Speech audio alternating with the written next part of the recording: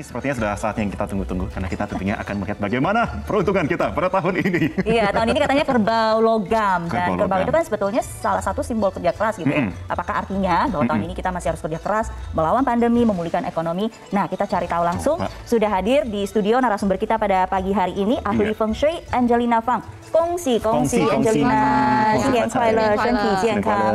Sudah makan-makan Imlek tadi malam? Udah, semalam udah kumpul sama keluarga. Jadi biasa hari ini ngapain? Syuting. Terima kasih loh. Iya. Sama bagi-bagi angpau belum? Iya, udah pasti bagi angpau, cuma nggak kumpul keluarga besar ya, karena kan lagi pandemi begini. Kalau Oke. biasanya kumpul keluarga besar tuh aku bawa tas gede, angpaunya sih ratusan ya, karena kan Wow. sepupu ada sekitar 30 hampir 40, masing-masing anaknya 2, 3 dihitung aja kali aja kan, Tambah seratusan. satu buat saya di sini. Oh iya, boleh. Tapi zaman sekarang transfer ya langsung ya.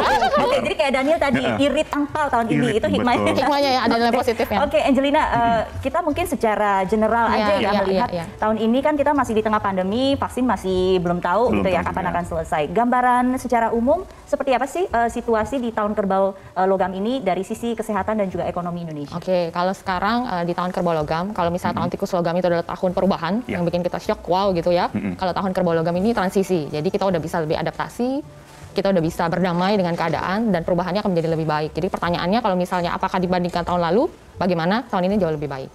Cuma di semester 1 mungkin kita masih batuk-batuk ya, maksudnya masih ada pandemi mungkin masih bisa meningkat, kemudian ekonomi juga masih bisa melambat, tapi nanti di semester 2, Juli 2021 ke atas akan ada perbaikan.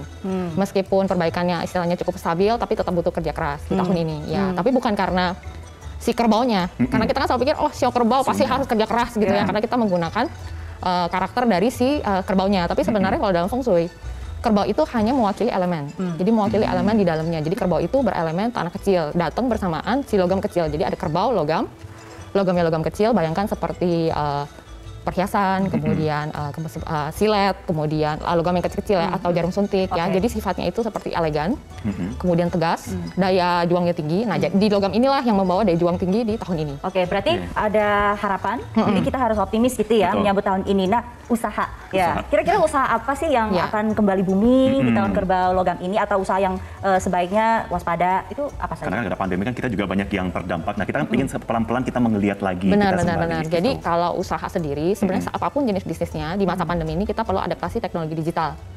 Karena kan untuk bisa meraih pangsa pasar, kita semua sekarang mengandalkan digital. Nggak bisa kayak dulu buka toko tunggu orang datang lagi kan. Kita Betul. yang harus mencari orang, kita yang jemput bola ke mereka. Jadi di tahun kerbau logam, yang bisnis yang paling bagus adalah yang bidangnya elemennya api.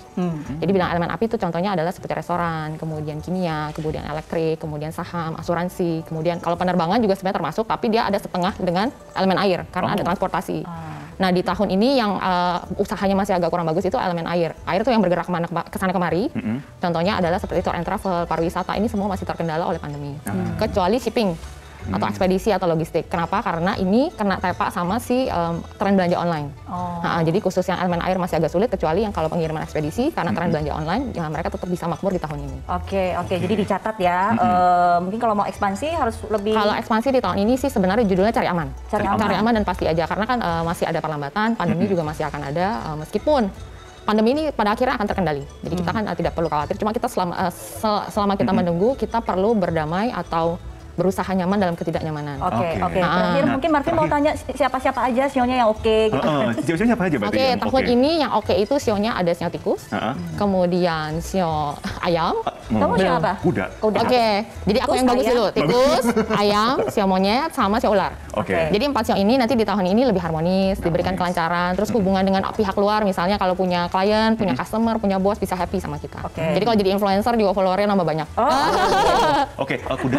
Kalau kuda tahun ini masih kena ciong, jadi tahun tikus ya, tahun tikus masih, kan kalau tikus kemarin kena ciong berat, kalau di sini masih terkena ciong tapi tahapnya sudah berkurang, sudah menengah ya. oke, Jadi oke. ciong itu nggak usah ditakuti, ciong adalah perubahan. Oke. Jadi ada perubahan dalam hidup, mendorong kita keluar dari zona nyaman, jadi anggap seperti ujian untuk naik kelas. Oke, dia nggak khawatir kok, dia masih ketawa loh dibilang ciong.